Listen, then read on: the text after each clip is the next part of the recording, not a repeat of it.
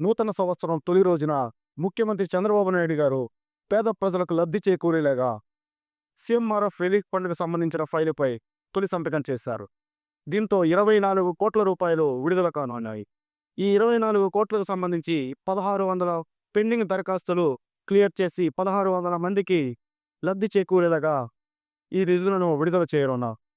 గత సంవత్సరం అధికారంలోకి వచ్చిన తరువాత కూటమి ప్రభుత్వం దాదాపు 7,523 మందికి 100 కోట్ల రూపాయల వరకు సీఎంఆర్ఎఫ్ రిలీఫ్ ఫండ్‌ను ఇవ్వడం జరిగింది. దీంతో ఇప్పుడు చేసిన సంతకంతో మొత్తం 124 కోట్లకు చేరింది.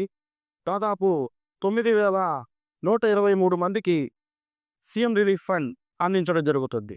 ఈ విధంగా గత వైసీపీ ప్రభుత్వం సీఎంఆర్ఎఫ్ రిలీఫ్ ఫండ్స్‌ని దాదాపు పేద ప్రజలకు అందని ద్రాక్షగా చేయడం జరిగింది.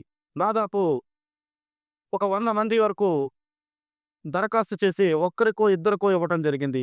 ఆ ఒక్కరికి ఇద్దరికి ఇచ్చిన కూడా పెద్ద పెద్ద పేపర్ ప్రకటన యాడ్లతోటి దాదాపు 100 మందికి ఇచ్చిన 100 మంది దరఖాస్తు చేసుకుంటే ఒకరికో ఇద్దరికో ఇచ్చి పెద్ద పెద్ద పత్రికా ప్రకటనలో యాడ్స్ ఇచ్చుకుంటూ ఒకరికిద్దరికి ఇచ్చినా కూడా మేము కొన్ని వేల మందికి లక్షల మందికి సీఎంఆర్ఎఫ్ ఇచ్చామంటూ డప్పు కొట్టుకోవడం జరిగింది.